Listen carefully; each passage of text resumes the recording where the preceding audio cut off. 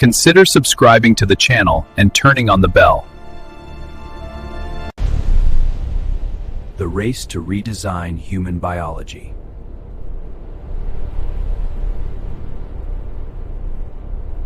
This is an investigative documentary based exclusively on public intelligence reports, scientific publications, and mainstream media. It does not constitute medical advice. All content is for educational and public debate. Although the idea evokes images of underground laboratories, global elites, and conspiracy theories worthy of a science fiction thriller, it is not fiction.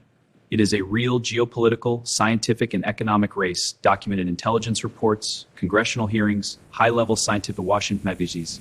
Countries such as the United States and China, along with corporate and military actors, are competing to rewrite the code of human life through genetic editing, synthetic biology, and brain-machine interfaces. The goal? Not only to cure diseases, but to enhance human capabilities, strength, cognition, resilience, with strategic implications for war, economy, and power.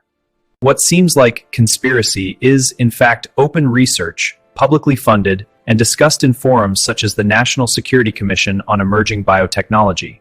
Biology has ceased to be something that happens and has become something that is designed.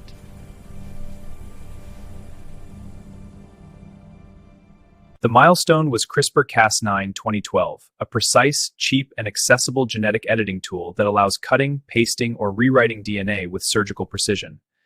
Unlike somatic editing, which affects only the individual, germline editing alters the hereditary genome, meaning the changes pass to future generations.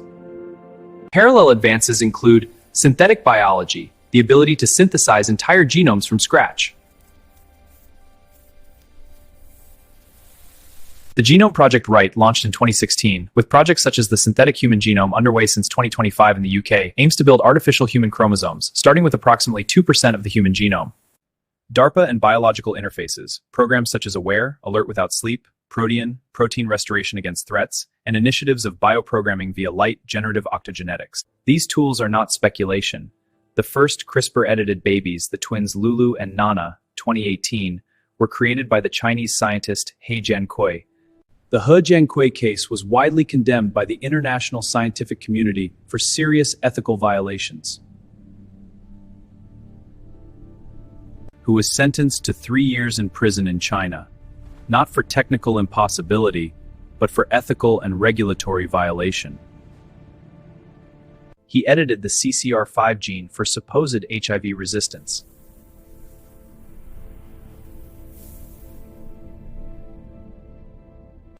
The experiment failed technically, but proved that the barrier was regulatory, not scientific.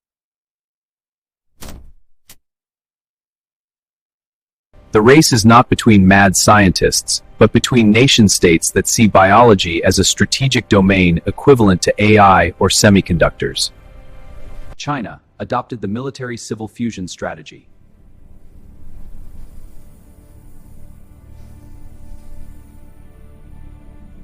American intelligence reports, including former Director of National Intelligence John Ratcliffe, document tests on People's Liberation Army soldiers for biologically enhanced capabilities. The BGI group deployed FireEye laboratories during the pandemic to collect genomic data in more than 20 countries, data that, under China's 2017 national intelligence law, can be accessed by the state.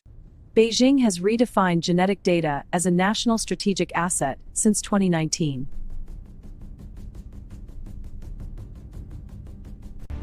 Chinese military openly discuss ethnic genetic weapons and super soldiers. According to public intelligence reports, the United States responds through DARPA, which explicitly funds human performance optimization, genetic editing, and synthetic biology to restore and enhance the warfighter. The National Security Commission on Emerging Biotechnology 2025 warns that the U.S. risks falling behind and recommends an urgent $15 billion investment. The Biosecure Act 2024 restricts cooperation with Chinese companies such as BGI for national security reasons. Other actors, Russia, private companies such as Silicon Valley longevity firms, participate peripherally, but the US-China axis sets the pace. The logic is clear. Whoever masters the writing of the human genome will control not only medicines, but also military superiority, population longevity, and potentially a new form of state or corporate eugenics. It is not secret in the underground conspiracy sense. but opaque and dual-use civil-military. Much of it takes place in academic military laboratories, companies with defense contracts, or classified programs. D&I reports James Clapper, 2016, already classified genetic editing as a potential weapon of mass destruction due to its low cost and high proliferation.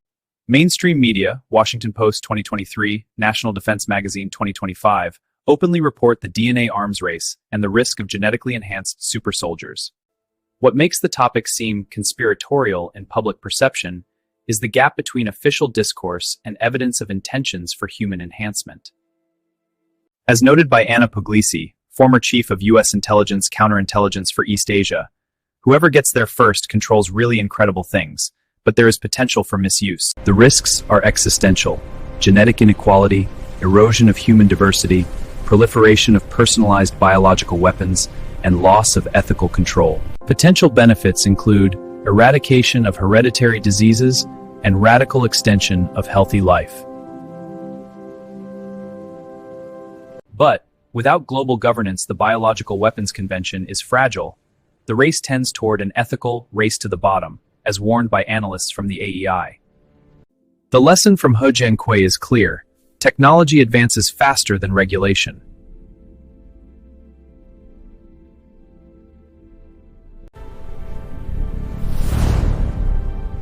What seemed like fiction in 2016, Clapper, is state policy in 2025. The race to redesign human biology is not a conspiracy theory, it is documented geopolitics. Ignoring it does not stop it, it only hands the advantage to those who care least about ethical limits.